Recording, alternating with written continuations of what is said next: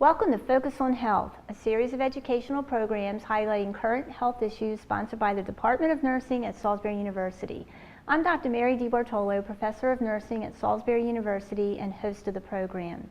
I welcome Heather Griswold to one of our special editions here. We're doing a Cooking for Health, and today we're going to focus on adding protein to snacks.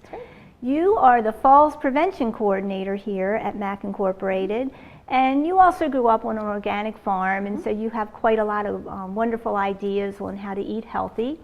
But first, you're going to help us with the connection between why protein is so important in the diet, particularly for older adults and for falls prevention. Yeah, that's right. So as we age, our protein requirements actually increase, which a lot of people don't realize.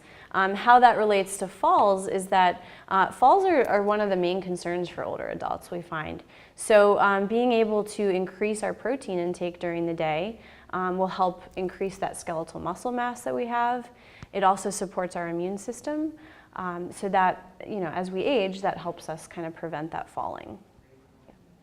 And I know you have some great ideas here because it's hard to get all that protein in the 3 meals a day, so the snacks are an important component. Exactly. So for example, a person that weighs about 160 pounds, during the day they should be getting about 73 to 88 grams of protein. And if they're sick or injured, that actually increases by about 20 grams. So that's really difficult to kind of get that into just 3 meals. So what we're going to talk about today is how to add it into snacks too, so that you can be getting even more protein during the day. I know you have many to share, so Yeah. where do we start? Good. So the first thing that we're going to do is we're going to show you how to use Greek yogurt. Now, Greek yogurt does have a really, really good protein, or amount of protein in it. So I'll show you here. In 3/4 cups of Greek yogurt, that actually is giving us 17 grams That's a good bit of protein. Yes. So adding this to a lot of our different snacks can really help increase that intake. So the first thing we're going to do is we're going to actually make a Greek yogurt ranch dip. Okay, so I'm going to put some of this, about a cup and a half, in the bowl.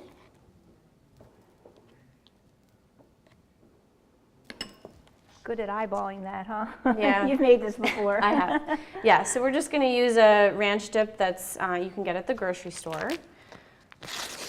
And we're going to add that in. So the whole packet for a cup and a half of Greek yogurt? Yes. All right. And stir that up. Of course, a much better alternative to mayonnaise, which is what we used to make all dips with. Exactly. So you can see really quickly you've got a dip, and also we can use this as a salad dressing, which we'll see in a second. So there's your Greek yogurt dip. So I'm going to have you taste this, Mary, with one of these carrots over here. Okay. See what I you love think. this part of the job. Yeah. Very good, very tasty. Yeah. And the ranch dip does kind of disguise that Greek yogurt flavor. So it's, you're still getting that ranch dressing taste, but now you've got a good protein-packed snack. I know some people don't like the protein-laden yogurt, Right. but that does disguise it a good bit. Yeah. So another way we can use this Greek yogurt ranch dip is, of course, on just a classic salad. Another way you can add protein to a salad as well is adding beans. These are garbanzo beans or chickpeas. You can also use kidney beans or another type of bean as well. They have a good protein content. And fiber, right? Yes, very fiber good. too. Yes. So we're going to try these chickpeas just raw today. These are right out of the can, rinsed. But I also want to show a way that if you like a little bit of crispiness or crunchiness in your salad, you can actually roast chickpeas too. Oh, nice. So I'm going to show you how to do that really quick. So I'm going to put about half of these in the pan here. And then you can season these however you want. Just important to add a little olive oil so they don't stick. So I'm just going to drizzle a tiny bit of olive oil over that. Doesn't need much. And then just some salt and pepper.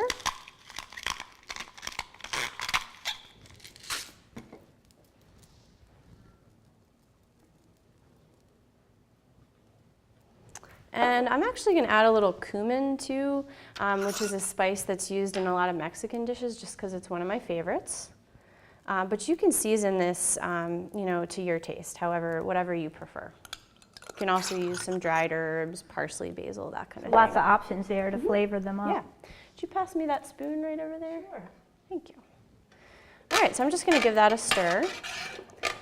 And we're going to roast this in a 400-degree oven for about 20 to 30 minutes. So they'll be nice and crispy when they come out of the oven.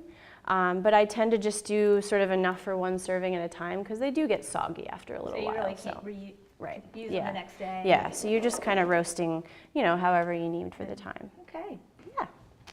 I'll put that aside. And then, so I'm going to have you try this salad with some garbanzo beans. With your delicious high-protein dressing. Yeah. All right.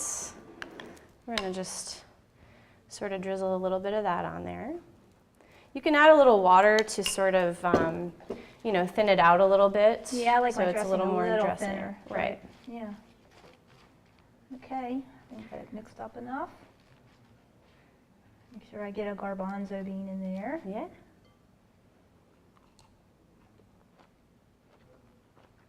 Very tasty. Yeah. I would love to try it with the roasted ones another time. Yeah. I like crunchy in my salads. Delicious. Good. So that's two of the ways that we can use Greek yogurt, and I'm going to show you one more. So we're going to make now it's a sweeter snack. This is also something that you could eat for breakfast too. Really good idea to get some protein in your breakfast just because that's going to kind of hold you over till lunch. So we're going to put a little bit of Greek yogurt there in the bottom.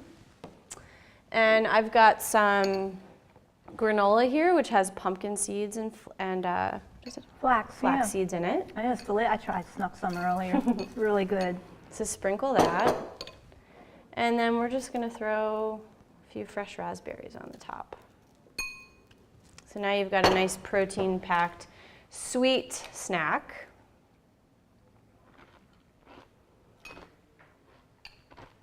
Could you flavor up the yogurt a little bit with some sweetness for people that don't like it plain? Yes, if you don't like the yogurt plain, you can drizzle a little bit of maple syrup or a little honey on there as well, just to increase the sweet. Good? Mm-hmm. Right. Again, delicious, plus raspberries just really do well. The other question I had about the Greek yogurt, though, is it can be expensive if you buy it in the small containers. Yes. So I guess this is the way to go, is to buy it in this is a little more affordable to buy it in the bigger container. And then just to have some little containers to take on the go with you if you need reusable containers. But that's definitely the more affordable way. Okay. Yeah. So what's next? All right, the last snack we've got over here is a sweet potato. And I've already cooked this in the microwave, actually. So just stick it, you want to poke some holes in it. You can stick it in the microwave for about 3 minutes, depending on the size of the sweet potato. And sweet potatoes are really good for us, but if we want to add some more protein to them, we can add something like almond butter. So I'm going to show you this. Almond butter's really gotten popular, hasn't it? It has, yeah. And peanut butter and your other nut butters will have protein in them too. But this, especially when you get it kind of the natural almond butter, it doesn't have a lot of added sugar to it. And I'm going to show you how to sweeten that up too. So one thing about almond butter is when you open it, you'll see that it's got this sort of liquid on the top. So what you can do is just sort of stir that up a little bit before you use it. You'll see it's got that nice kind of creamy texture to it that we want to see in our nut butters. So I'm going to take a little bit of this, about a tablespoon's worth, and sort of drizzle that on our sweet potato. Oh, I got a little over the side there. And then also what we can do is we can put some honey or maple syrup and drizzle that over there if you want it a little sweeter.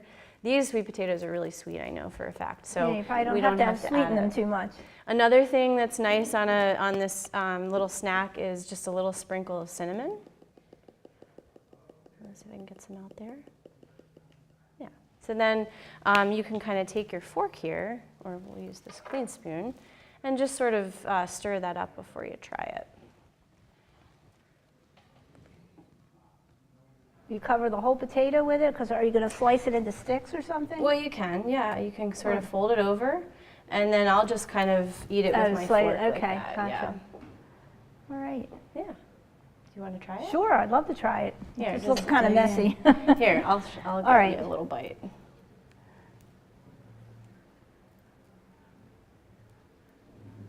Ooh, okay. Not cooperating. All righty. That's really good. Yeah. I really haven't tried almond butter in that Yeah. way. It's good. This is one of my favorite snacks if I'm kind of on the go. I'll just heat up a sweet potato quickly, put some almond butter, and that will really hold me over for a few hours. See, now I could use a little more sweetness to it, so I probably would put just a little bit of honey on it. Yep, so whatever. I'm trying to train my palate, you know. Yeah, so that's a good point, Mary. You know, if you're trying to reduce your sugar and salt intake, it does require a little bit of training our palate. So you can sort of reduce slowly the amount of sugar or salt that you're adding to your snacks. And what you'll find is eventually you won't crave those sweet and salty snacks as much anymore. And when you do taste them, they'll be pretty intense. Yeah, then it's like, wow, that's really salty. Exactly. Yeah, Yes. it's possible to do, you know, with fat and sugar and salt. Yeah. So Yeah, it's delicious. good. So Heather, I see you brought some cottage cheese, and I think you want to talk about some of the non-meat sources of protein, because I think most people think protein has to be meat or chicken. Exactly. So most people do think that when they hear protein, they think that, you know, we mean to eat meat. So we've showed you today some dairy and some non-dairy examples of protein. So we showed you the Greek yogurt, but if that's not something that you enjoy to eat, an alternative to that would be cottage cheese. Also, we wanted to talk a little bit about packaging. This package is a little smaller, so this is a little bit more manageable. The Greek yogurt will also come in these small single serving too. So there are a lot of options. So what about regular yogurt that isn't Greek? Yeah. That's okay too? Yeah, the Greek yogurt just has more protein than regular yogurt, but regular yogurt is a good protein source as well. And you have some milk there? Milk's good? Milk. So these are all, again, those dairy examples of protein. Cheese. So a cheese stick would be a good source of protein if you had that for a snack. If non-dairy examples, of course, we use the almond butter. Just nuts in general are a good Nuts, source of seeds, protein. hummus, which is actually made from the chickpeas that we showed you today. So those are all good sources as well. So lots of options for people to get their protein. Yes. I know another thing you wanted to talk about today is your Stepping Up for Nutrition program, or Stepping Up Your Nutrition program. And you have a whole binder about it. Yeah. And tell us more about the program. So this is a new program that we just started piloting in January here at MAC. And this program focuses on malnutrition or poor nutrition in older adults. So the two things that we really talk about in this program are adding the more protein to your meals and your snacks, but also having enough fluid throughout the day. And this is very much related to falls prevention because we find that if people have that good nutrition and they're getting enough fluid, that's going to reduce their risk of falls just because it's going to, again, help with that skeletal muscle mass. And in terms of fluid, it's going to keep us from feeling dizzy and that kind of thing, and from dehydration. So both of those things are really highly covered in this workshop. And if people are interested in taking this workshop, they can look us up on the MAC website. So they can go to your website and get more information about the times the programs are offered. Yep. Okay, Yeah. well, hopefully you'll get some inquiries because it sounds like a wonderful program. Yes, it is. Well, Heather, thank you so much for being on the program and sharing all these wonderful snacks, and they were all delicious. And thank you for joining us for this edition of Focus on Health here on PAC 14.